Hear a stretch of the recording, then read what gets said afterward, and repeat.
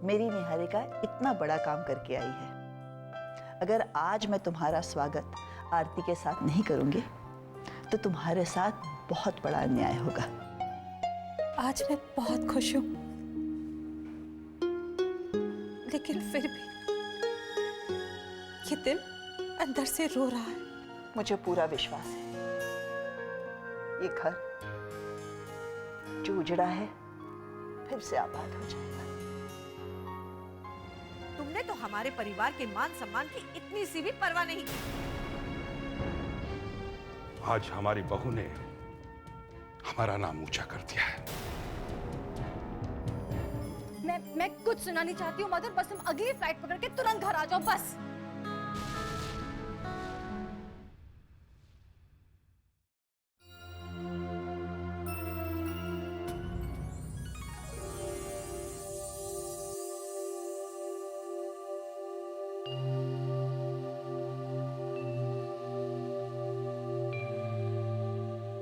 तुम अच्छी तरह से जानते हो ना कि मैं तुम्हारे बिना एक पल भी नहीं रह सकती।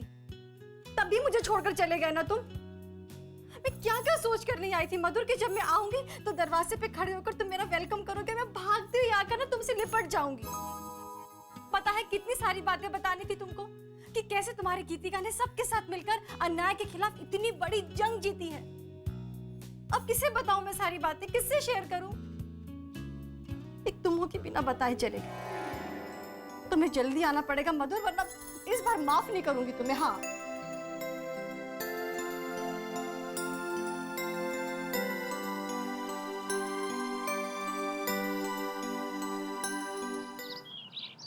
अरे जीती रे मेरी बच्ची, जीती रे, बहुत बहुत बधाई हो, बहुत बहुत बधाई हो। बहुत अच्छा काम किया है तूने। अरे हम सब इतने खुश हैं ना कि तुझे बता ही नहीं सकते। आयु जी, वेरी गुड, गुड मैन की लालटेन। जी बाबा। जीती रहे पुत्र, जीती रहे। अरे वाह, तूने तो बिल्कुल फौजियों की तरह काम किया। तुझे क्या, तुझे तो सलूट मारने को दिल करता है। और पुत्र पता है मेरा क्या दिल कर रहा है कि मैं गले में ढोल बांधूं और बाहर सड़क पे चला जाऊं, जोर जोर से पढ़ा करूं। पापा आप ही के आशीर्वाद से सब कुछ किया। और नहीं पुत्र, अब तूने तो हमारे घर का नाम रोशन कर दिया है। और जिंदी रहे। अरे बिल्कुल सच कह रहे हैं आप, बिल्कुल सच कह रहे हैं। अरे घर वाले तो खुश है ही, लेकिन आस पड़ोस के लोग इतने खुश हैं कि पूछो मत। जब से उन्होंने इसे टीवी पर देखा है ना, तो ऐसा लगता है कोई जंग जीत कर आई है हमारी बहू। हाँ पुत्र, और पता है यहाँ पर तो लोगों का तांता लगा हुआ था और हमें बधाई देने। ओए। अरे आप बातें ही करते रहोगे या आधार को भी कुछ कहने का मौका दोगे? कुछ बधाई शदाई बांटे वो भी। ठीक है, बहुत अच्छी गल है जी। और पर एक्चुअली तो सच्ची में हिम्मत तो इसने सारी दी है कि हमारी बहू इतना बड़ा युद्ध जीत के आई है। और शाबाश जवान, शाबाश। चलो जी, चलो चलो चलो चलो। हम चले, कोड़ू बने हुए हैं।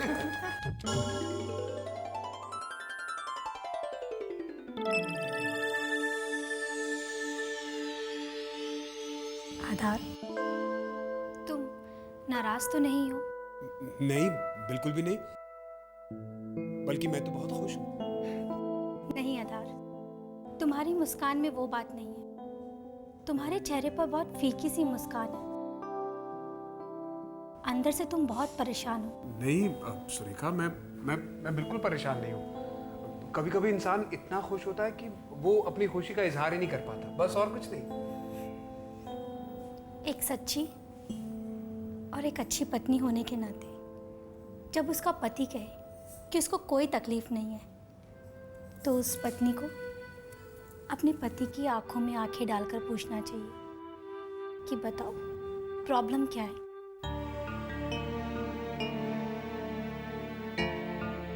आधार, आखिर बताओ बात क्या है? तुम अपने अंदर की परेशानी से छुपा नहीं सकते हो मुझसे। सुरेखा, राजेश और मधु ने एक बार फिर माँ और बाबूजी के साथ झगड़ा किया। मैं मधु को हर बार समझाती हूँ, लेकिन वो समझने को ही नहीं तैयार है। लेकिन इस बार बात बहुत आगे बढ़ गई। मधु ने छोटी छोटी बातों को लेकर हंगामा खड़ा किया। इस बार घर टूटने की नौबत आ गई है।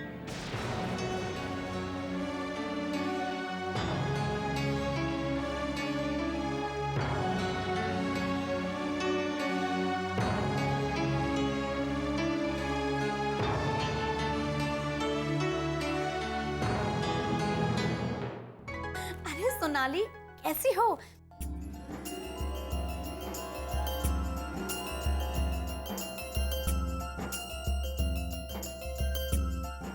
इतने जमाने के बाद कैसी याद आ गई मेरी? तुम्हारी याद तो आनी थी रूपाली। तुमने इतने हंगामे जो कर रखे हैं हिंदुस्तान में। हे भगवान, तो इस हंगामे की खबर मॉरिशस तक पहुंच गई। वहां कैसे पता चला? नहीं नहीं मैडम, मॉरिशस में नहीं, हिंदुस्तान में पता चला। अब हिंदुस्तान में? हाँ, मैं मॉरिशस से इंडिया शिफ्ट हो गई, और वो भी हमेशा हमेशा के लिए। क्या सोनाली, आप इंडिया आ गई हो? कब? बस कुछ ही दिन हुए, और सबसे अच्छी बात तो ये कि तुम्हारे ही शहर में आई हूँ मैं। क्या बात कर रही हो? ये तो बड़ी खुशी की बात है। कैसा लगा मेरा सरप्राइज? नालायक लड़की, मॉरिशस से इंडिया शिफ्ट हो गई, हाँ? और आज फोन करके पूछ रही हो कि सरप्राइज कैसा लगा? इतने दिनों से क्या कर रही थी? अरे सही मौके का इंतजार कर रही थी, पर टीवी पे जब तुम्हारे कारनामे और चर्चे देखे तो लगा ये बेस्ट मौका है तुम्हें अपने बारे में बताने का और तुम्हें बधाई देने का भी। वैसे तुम्हें बधाई देने तो मैं पर्सनली आ रही हूँ। सोनाली, सच कहूं तो बधाई का पूरा श्रेय निहारिका जी को जाता है। ये लड़ाई दरअसल उन्होंने ही लड़ी है। हमने तो बस उनका साथ दिया है। ये निहारिका कौन है? वो मेरी बहुत पुरानी दोस्त है, और वो भी स्कूल के समय की। तुमने पहले तो कभी अपनी इस दोस्त का जिक्र नहीं किया। अरे हम लोग तो खुद ही इतने सालों के बाद मिले हैं, और मिले भी तो ऐसे कि बस पूछो मत। पता है, वो मेरी बहुत प्यारी दोस्त हैं। हम तुम्हारी इस दोस्त से जरूर मिलना चाहेंगे। हाँ हाँ, क्यों नहीं, मैं उससे तुम्हें जरूर मिलाऊंगी। Okay bye, take care. चल बाय, टेक केयर।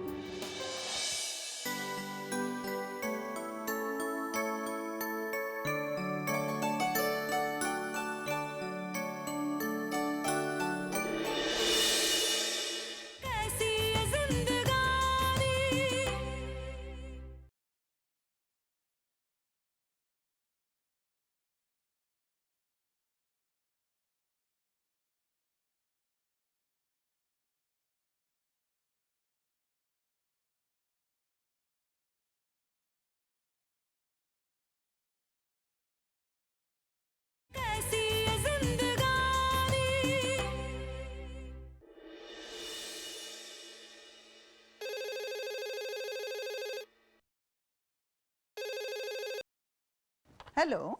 जी शिवानी जी।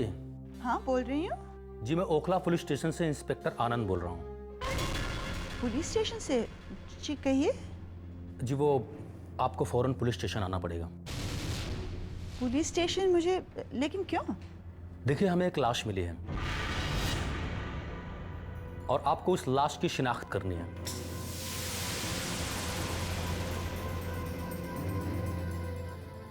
लाश? जी हाँ, हमें जो लाश मिली है वो लगता है आपके बेटे की है।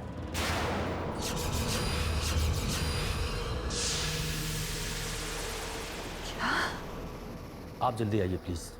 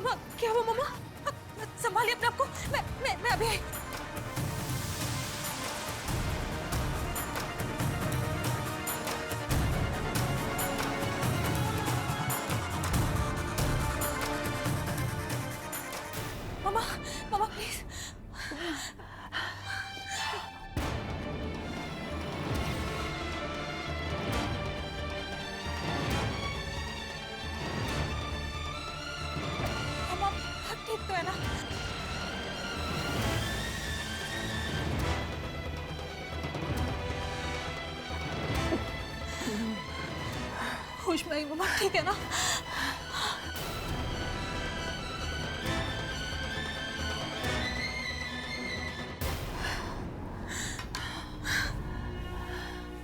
क्या हुआ था मम्मा? क्या बात है? किसका फोन आया था?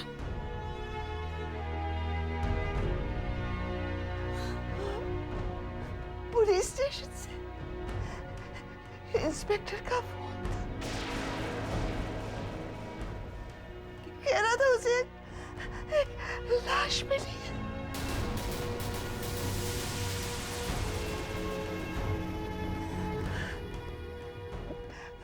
वो लाश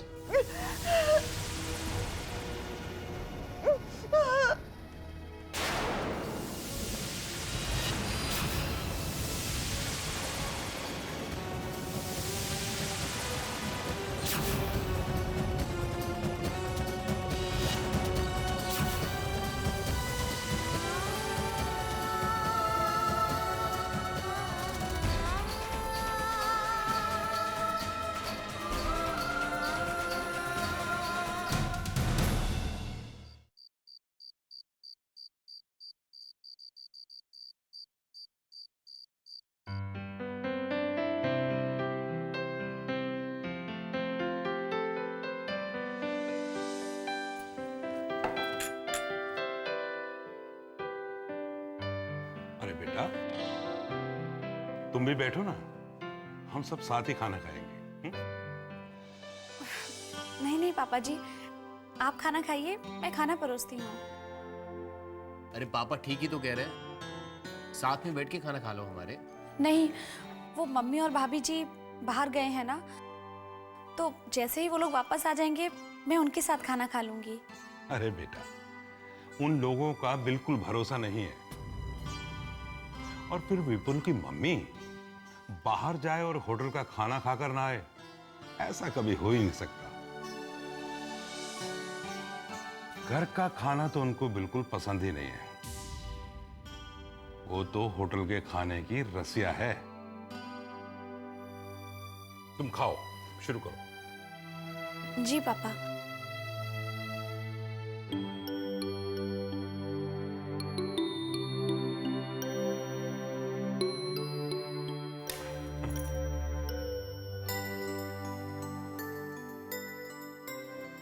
भाई, खाने में किसी तरह का तकल्लुफ नहीं करना चाहिए।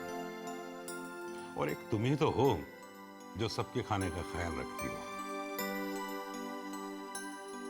और तुम्हारी मम्मी, उसे तो किसी चीज का फिक्र नहीं, किसी ने खाया कि नहीं खाया।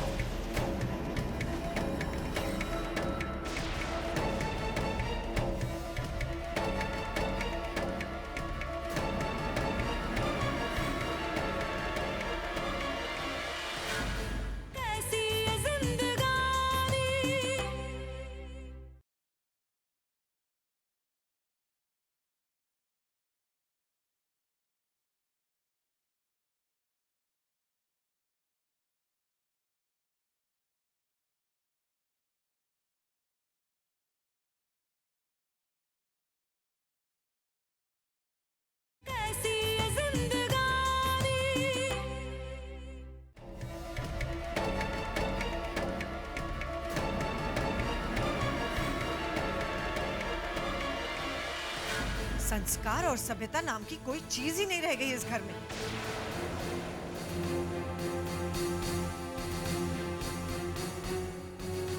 जिसको देखो अपनी मनमानी किए जा रहा है। छोटे बड़े का तो कोई आदर ही नहीं रह गया।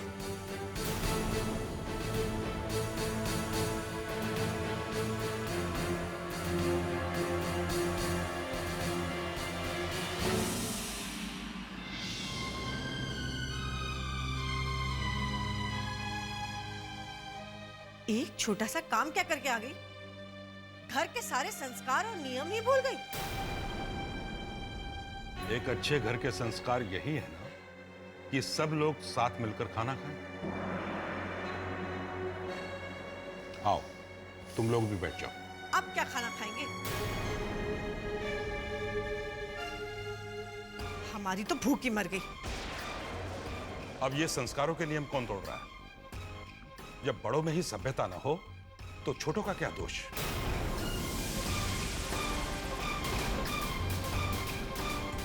और ये किसी और चीज का गुस्सा तुम खाने पर क्यों निकाल रही हो?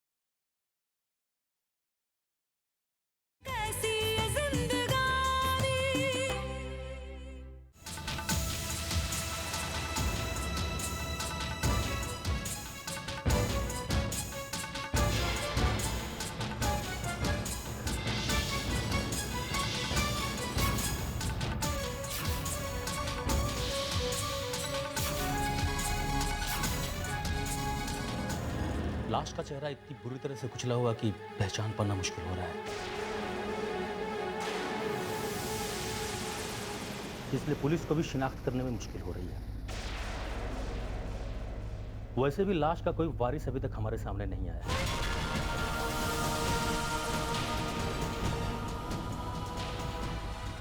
और अफसोस कि हमारे पास सिर्फ आपके बेटे के ही लापता होने की शिकायत दर्ज है।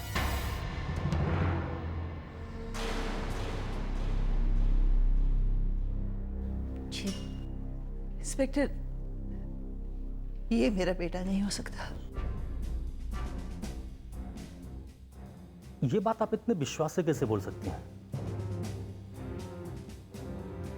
मेरा दिल कहता है कि ये मेरा बेटा नहीं। इंस्पेक्टर साहब, लाश का चेहरा इतना बुरी तरह से बिगड़ा हुआ है कि पहचान पाना नामुमकिन है। देखिए, आपके बेटे के शरीर पर कोई चिन्ह या चोट का निशान जिससे आप पहचान सकें कि आपका बेटा है या नहीं।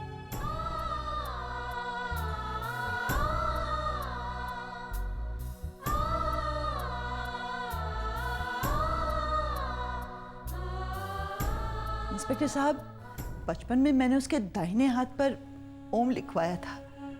ओके, देख लीजिए।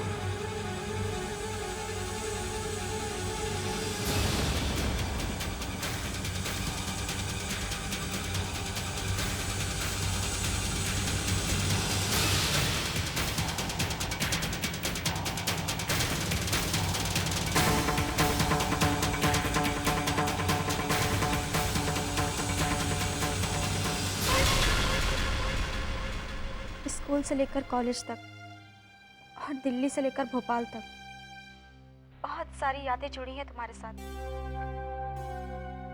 और मैं उन यादों को अपनी किताब में समेटना चाहती हूँ। हमारी बेटी यहाँ किसी लालच से आती? पहले तो ढेर सारा धन शादी में ले गई और जो बचा है वो अब ले जाने का इरादा है। इस दुर्दशा में तुम मेरी बीवी नहीं, काम वाली बाई लगती हो।